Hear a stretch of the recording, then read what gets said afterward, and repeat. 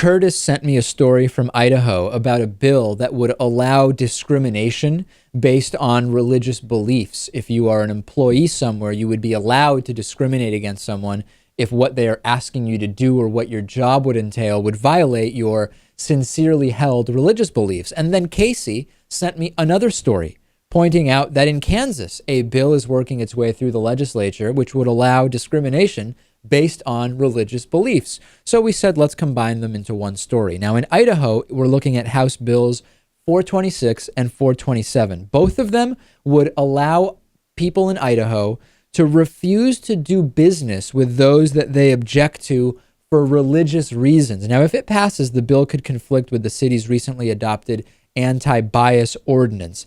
Supposedly, right, on paper, the bill's goal is to protect the devout believers from having to perform services or do business with people they object with for religious reasons.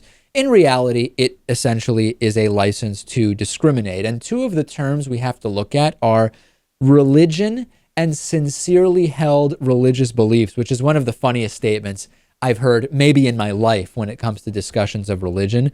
I have a feeling that if you sincerely believe that because of an invisible gazelle that flies around the universe, you can't do business with members of the military, you just won't sell your product to members of the military, you're not going to get very far with Idaho courts. However, if you believe that because of a Jewish carpenter in the sky who was killed and then reborn after being initially born to a virgin, you can't do business with gay people, that would be a different story. And this term of what is a sincerely held religious belief is a term that should not be in any bill that allows discrimination.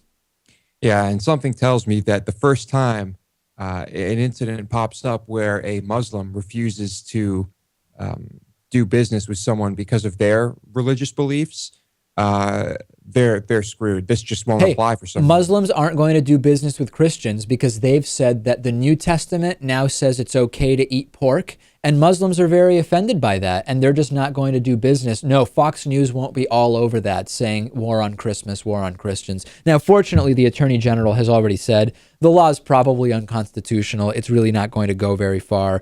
It's an actual violation of the First Amendment, not like when Phil Robertson was suspended from Duck Dynasty by A&E for saying offensive stuff. That had nothing to do with the First Amendment. This actually is an issue of First Amendment if you are legalizing discrimination against protected classes. The other story is the one in Kansas. It's very similar. It would allow discrimination based on religious beliefs. It's going to go even further than past legislation specifically related just to refusing same-sex marriage-related services, because it actually extends to private businesses too. So private businesses in Kansas, if this passes, would be able to discriminate based on religious beliefs. And once you say, hey, just if you sincerely hold the religious belief, you can refuse service, you're undoing so much of the work of just basic civil rights legislation. Yeah, but I don't think anyone cares about that when it comes to Christianity, which is this is really all about. This is a disaster. Yeah. Yeah. And they're just afraid of the direction this country is going in. And these are very desperate and pathetic moves. These are desperate attempts to counteract the move towards equality and the liberalization on social issues of this country, which is a good thing. It's a disaster.